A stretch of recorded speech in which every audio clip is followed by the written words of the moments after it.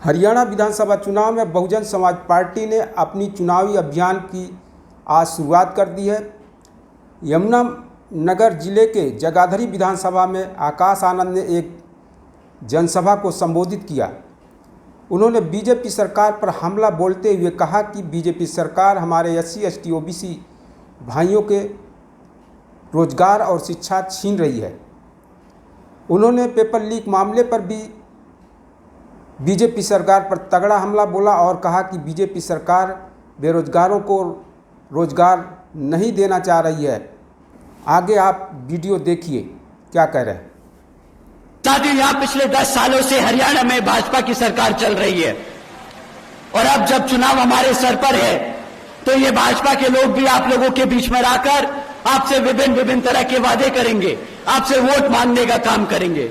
परंतु साथियों, आपको इनसे सवाल करने होंगे। कभी भी जाति और धर्म के आधार पर मत सवाल करिएगा जो सत्ता में बैठा है। इनसे आपको मैं दरखास्त करूंगा कि आप सवाल करें इनसे। आप इनसे सवाल करें शिक्षा पे, रोजगार पे और यहां पर आसमान छूती हुई महंगाई पे। साथियों, यहां आज इतनी बड़ी संख्या में हमारी माताएं बहनें बैठी हैं, हमारे बड़े बुजुर्ग बैठे हैं। मैं आप लोगों से पूछना चाहूंगा, आप लोग इन सबको जरूर से सुनिएगा। क्या मिला आपके बच्चों को शिक्षा के नाम पर? बीजेपी के सरकार के चलते हुए साथियों, पिछले 10 सालों में सरकार ने यहां पर 5000 से ज्यादा प्राइमरी स्कूल्स बंद करने का काम किया है। एक तरफ यहां पे पढ़ने लिखने की बच्चों की संख्या दिन पे दिन बढ़ती जा रही है और दूसरी तरफ यहां पर ये भाजपा वाले हमारे बच्चों के प्राइमरी स्कूल बंद कर रहे हैं।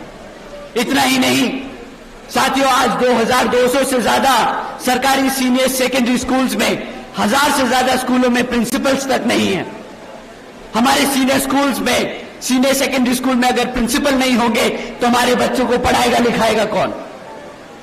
इतना ही नहीं बल्कि 2017 से हमारे SC ST OBC समाज के छात्रों की जो स्कॉलरशिप का पैसा था जो सरकार से मिलता है वो भी इन लोगों ने हमारे बच्चों को नहीं दिया। साथियों, जब आपके बच्चों के स्कूल बंद कर दिए जाएंगे, जब आपके बच्चों के स्कूलों में शिक्षकों को भर्ती नहीं किया जाएगा, उनके स्कॉलरशिप का पैसा रोका जाएगा, तो आप ही बताइए क्या आपके बच्चों के भविष्य से ये खिलवाड़ होगा कि नहीं? बताइए, आपके बच्चों का भविष्य खतरे में डाला कि नहीं? यहां मेरे सभी युवा साथी हैं, आप बताइए कि आपकी पढ़ाई से खिलवाड़ किया कि नहीं? अरे अगर पढ़ाई से खिलवाड़ किया तो जरा बताओ चंडीगढ़ को कि खिलवाड़ किया और दोबारा नहीं दोहराने देंगे। यहां पर दर्शन लाल खेड़ा को जिताकर विधानसभा में भेजने का काम करेंगे। वो यहां पे आपके बच्चों की शिक्षा के लिए काम करेंगे। साथियों, पिछले 10 सालों में यहां पर मिला है तो सिर्फ क्या? आपके बच्चों को पढ़ाई के नाम पर यहां पे पेपर लीकों की खबरें सुनने को मिली, बस और कुछ नहीं मिला है। साथियों, कोई भी ऐसा सरकारी डिपार्टमेंट नहीं बचा जिसकी भर्ती के परीक्षा के पेपर इन्होंने ना लीक किए हो। इन्हें बहाना मिल जाता है हमारे बच्चों को सरकारी नौकरी ना देने का।